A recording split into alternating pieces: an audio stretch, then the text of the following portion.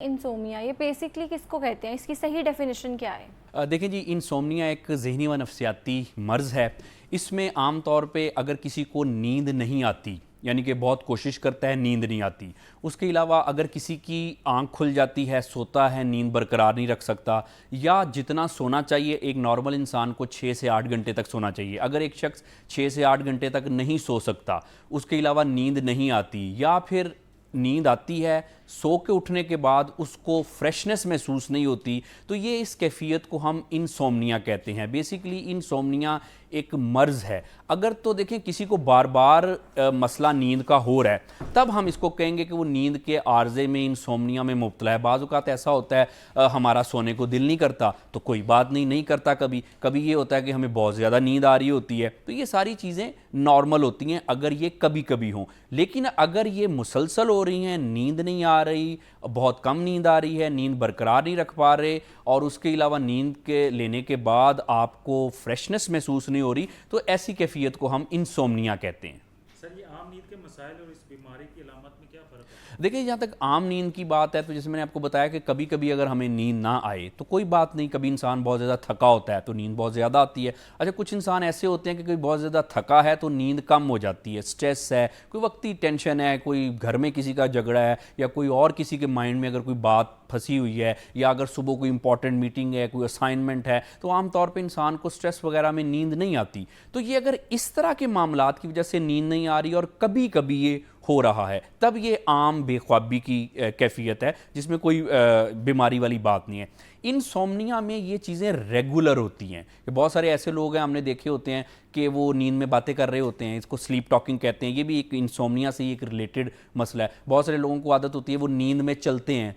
उसके अलावा डरावने ख्वाब आते हैं बहुत सारे लोगों को, और फिर सो ही नहीं पाते, नींद की गोलियां खाते हैं, फिर उनको जाके नींद आती है। और अगर बग़ैर नींद की गोलियों के आ जाए किसी को, तो 2 घंटे बाद जो है रात के पहर में उठ जाते हैं। तो इंसोम्निया ये कंडीशन है कि ऐसी चीज़ों का बार बार होना, जो आम बेख्वाबी है या नींद की कमी है, वो अगर कम कम हो रही है, कोई 20 दिन में, कोई 15 दिन में, तो वो इंसोम्निया नहीं है। ठीक है। अच्छा डॉक्टर अली, ये बताएं कि इसके पीछे रीजंस क्या होती हैं, क्योंकि अक्सर लोग कहते हैं कि हमारा जो लाइफस्टाइल है वो भी हो सकता है, जो स्ट्रेस है वो भी हो सकता है, तो कौन सी जो मेजर फैक्टर्स हैं इसमें कंट्रीब्यूट करते हैं? जी, संगीन सूरत तो ये हर लिहाज से ही करती है।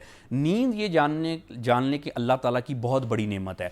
अगर किसी इंसान की नींद ठीक है तो उसके ज़िंदगी के ज़्यादातर अमूर ठीक होंगे। लेकिन अगर किसी की नींद ठीक नहीं है तो ज़ाहिर बात है उसकी मेंटल हेल्थ ठीक नहीं होगी, उसकी फ़िज़िकल हेल्थ ठीक नहीं होगी, वो बहुत ज़्यादा बीमार हो सकता है, काम पे उसके फोकस नहीं रहेगा, चिड़चिड़ा रहेगा। तो नींद जो है ये अल्लाह ताला की बहुत बड़ी नेमत है। अब ये किस हद तक ये बात जो है इंसोम्निया ये मसले वाला है, तो आप देखें कि अगर किसी की नींद ही नहीं ठीक तो उसको तो बीमारियां लगेंगी। वो उसकी जो ज़िंदगी का दुरानिया है, ये देखा गया कि जिन लोगों की नींद अच्छी नहीं होती उनकी जो ज़िंदगी का जो दुरानिया है वो ठीक तरह से नहीं गुजरता और वो लंबी उम्र नहीं पाते। अगर किसी की नींद अच्छी है, वो प्रॉपर सोता है 6 से 8 घंटे, तो वो ऐसे लोग जो हैं वो लंबी उम्र पाते हैं। अब जहाँ तक इसके अक़साम की बात है, तो इसके अक़साम में कुछ लोगों को इस तरह का इंसोम्निया होता है कि उनको नींद सिरे से आती नहीं है, वो दवाइयाँ खाएंगे तो फिर जाके उनको नींद आएगी। अच्छा, ये लोग हैं लेकिन बहुत कम हैं। ज़्यादातर ऐसे लोग हैं कि जिनकी नींद की क्वालिटी बेहतर नहीं है, सोते हैं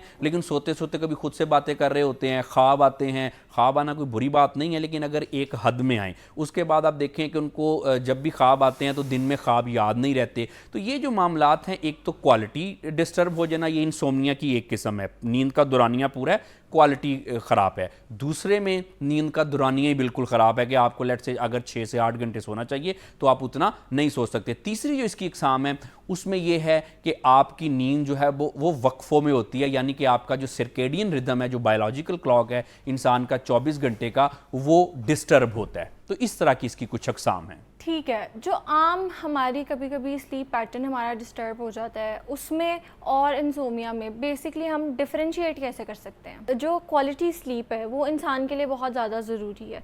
अक्सर लोग समझते हैं कि अगर वो 10 घंटे सो लिए हैं तो उनकी नींद पूरी होगी है, वो जो साइंस कहती है 8-9 घंटे सोना वो काफ़ी है।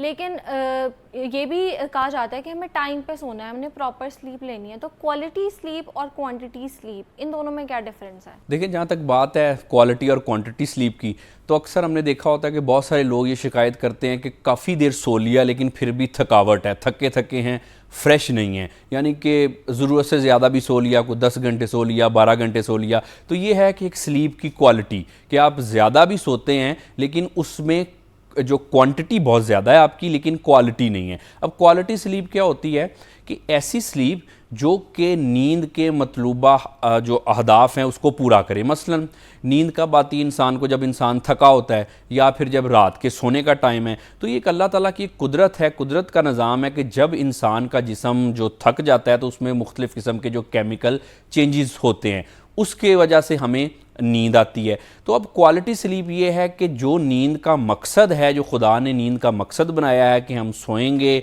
हमारे ये जो जितने भी हार्मोन्स हैं अंदर वो बैलेंस होंगे जो कि थकावट की वजह से डिस्टर्ब हो गए थे, और उसके बाद हम हशाश बशाश उठेंगे। अब ये होता है क्वालिटी स्लीप। कभी कभी हमने ऐसा भी लोग बताते हैं, देखा है कि लोगों ने भी ऑब्ज़र्व किया होगा अपने अंदर भी कि 2-3 घंटे सो के तो हम बिल्कुल फ्रेश हो जाते हैं। तो ये होती है क्वालिटी स्लीप कि हमारी नींद की जो क्वालिटी थी वो बहुत अच्छी थी, और उससे जो हमारी बॉडी का जो होम्योस्टेसिस एक इंटरनल मैकेनिज़्म है उसने अपने मतलूबा अहदाफ पूरे कर लिए और हम हशाश बशाश उठे। दूसरा सर सवाल था हमारा, डिप्रेशन, एंजाइटी और इनका आपस में क्या ताल्लुक है? देखिए जी, जहाँ तक बात यह है कि जो इंसोम्निया है ये आम तौर पे जज्बाती मसाइल की वजह से होता है। ये जब इंसान के जो जिस्म में मेलाटोनिन जो है एक हार्मोन है कुदरतन पैदा होता है, वो जब डिस्टर्ब हो जाता है तो हमें नींद के मसले इंसोम्निया वगैरह हो जाता है।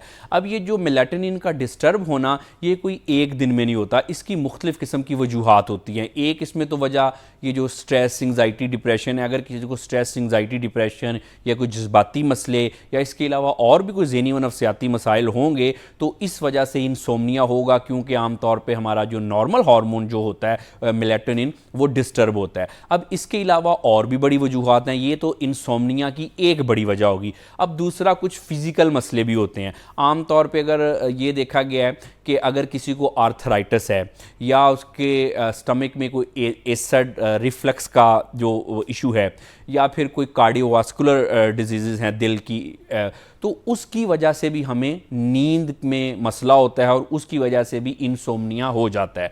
अब कुछ इंसोम्निया जो है, जो नींद के मसले हैं, वो जो आर्जी तौर पे होते हैं वो हमारे खाने की वजह से भी हो जाते हैं। एक तो स्ट्रेस, एंग्जाइटी, डिप्रेशन का ताल्लुक हो गया, फिर फिज़िकल जो आपकी हेल्थ है उसका मसला हो गया, अब फिर कुछ खाने, कुछ ऐसी दवाइयाँ हैं कि अगर वो खा ली जाएँ तो उससे फिर नींद के मसले हो जाते हैं। वो हाई ब्लड प्रेशर का जो है वो सबब बनता है। और फिर इसी तरह से कुछ खाने, जैसे कि किसी खाने में अगर आप देखें कि निकोटीन वगैरह या कैफ़ीन जो कि चाय वगैरह में आमतौर पे होती है, या फिर कुछ ऐसे विटामिन की डेफिशिएंसी का हो जाना, ये भी इंसोम्निया की वजह बनता है। तो ओवरऑल अगर मैं इसको कंक्लूड करता चलूँ, जैसे आपने पूछा कि स्ट्रेस, एंग्जाइटी, डिप्रेशन का, तो इंसोम्निया की मुख्तलिफ़ किस्म की वजूहात हैं, जिसमें स्ट्रेस, एंग्जाइटी, डिप्रेशन या जज्बाती मसले एक वजह है, दूसरा आपकी फ़िज़िकल जो आपके मसले हैं वो एक दूसरी वजह है, और उसके बाद ये जो आपके जो खाने पीने की रूटीन है या निकोटीन या कैफ़ीन वगैरह का ज़्यादा इस्तेमाल है।